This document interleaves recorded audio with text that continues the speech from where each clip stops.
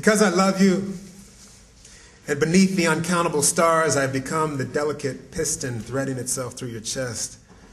I want to tell you a story I shouldn't but will, and in the meantime neglect, love, the discordant melody spilling from my ears, but attend instead to this tale.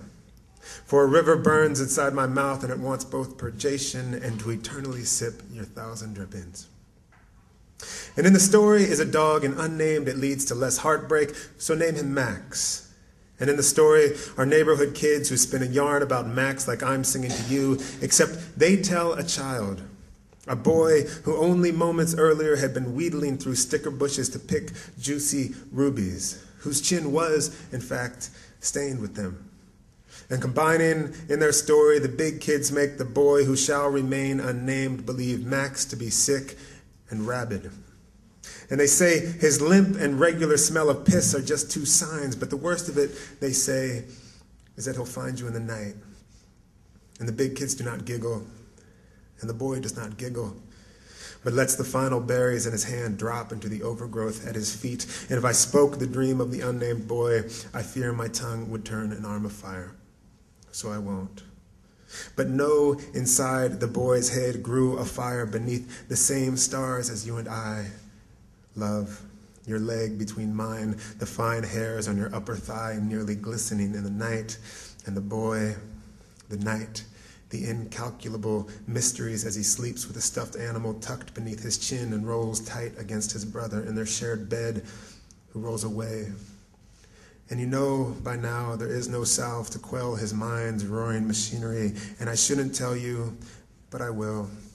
The unnamed boy on the third night of the dreams which harden his soft face puts on pants and a sweatshirt and quietly takes the spade from the den and more quietly leaves his house where upstairs his father lay dreamless and his mother bends her body into his.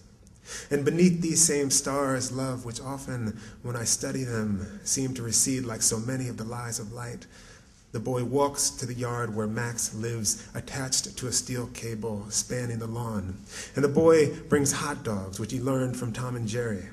And nearly urinating in his pants, he tosses them toward the quiet and crippled thing limping across the lawn, the cable whispering above the dew-slick grass, and Max whimpers. And the boy sees a wolf where stands this ratty and sad and groveling dog, and beneath these very stars, the boy brings the shovel down until Max's hind legs stop twitching and his left ear folds into itself.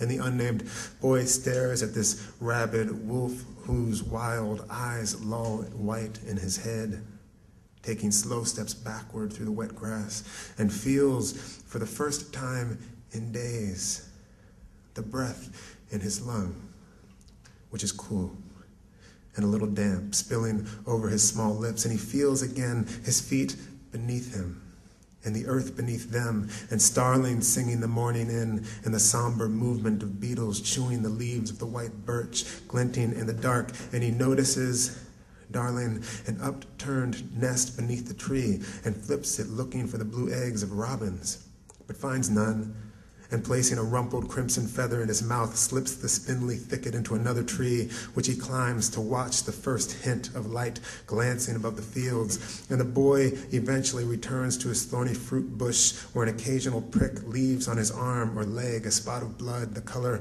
of these raspberries, but tasting of honey. And filling his upturned shirt with them, he beams that he could pull from the earth that which might make you smile. Love, what you'll find in the fridge, on the bottom shelf, behind the milk, in the bowl you made with your own lovely hands.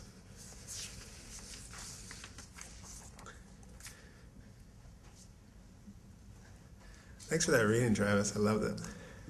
Thought I'd read a poem about killing a dog for your reading. I'll do it. And this is a union job. I'm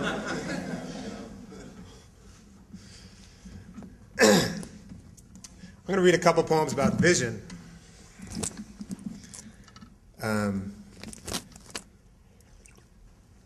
This is effectively a true story. This is called Some Instructions on black masculinity offered to my black friend by the white woman he briefly dated. A monologue.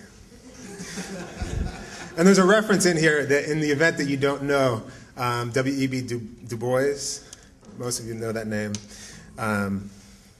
Okay, there's an intentional mispronunciation. Okay. Some instructions on black masculinity offered to my black friend by the white woman he briefly dated. A monologue. The books you're always reading?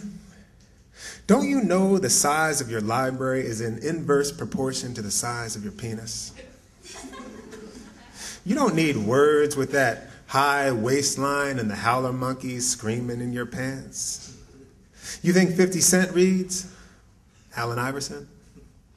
What you need to do is put some of your people's streets in that LL Bean satchel. Trick that thing out. Because you're not funky. I mean, I've seen you dance. What does your Hegel say about funk? Your Dubois. See, I only date hood. My last man, he never even met his father. 4 women, 6 kids, 3 of whom are named after luxury cars. Child support? Do you know anything about your people? Your father probably took you fly fishing, helped you with your geometry homework after coming home from work. You'll probably do the same. Look, I'm not exactly questioning your sexuality, but have you ever hit a woman? You'd probably just as soon eat pussy, just as soon date a black chick. Sometimes I can't believe my eyes. And this is another poem about vision. And this, again, is very much a true story. It's called Within 2 Weeks. The African-American poet Ross Gay is mistaken for both the African-American poet Terrence Hayes and the African-American poet Kyle Dargan, none of whom looks anything like the other.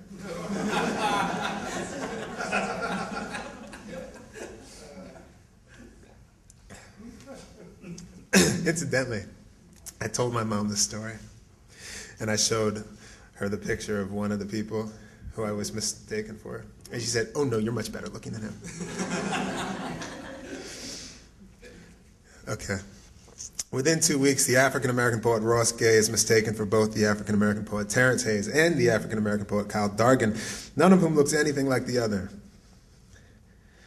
If you think you know enough to say this poem is about good hair, I'll correct you and tell you it's about history, which is the blacksmith of your tongue, your eyes.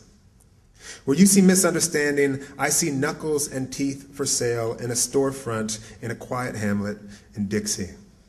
I see the waterlogged face of a 14-year-old boy, the bullet's imperceptible sizzle toward an unarmed man.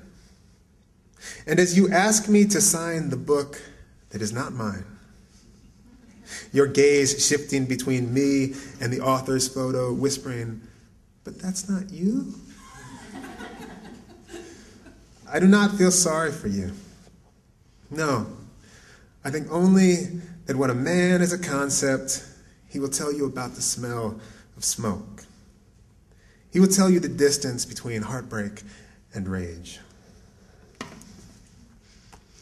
I'm going to read this poem for Tom, because I have a lot of poems that I hear Tom's voice in. I study with Tom, and I think I learned how to write a poem from him. And I think I hear him in a lot of my poems. So this one is called, you get it right off the bat, it's called Man Tries to Commit Suicide with a Crossbow. If you know Tom's poems, right? Anyway, the premise of this poem is, or the origin, my best friend, one of my best friends is a ER doctor. So he comes home with these stories, crazy stories, And he came home one day and told me about this one. And part one is that the story, in the real story, the guy tried to kill himself first, some other way, and then he tries with the crossbow.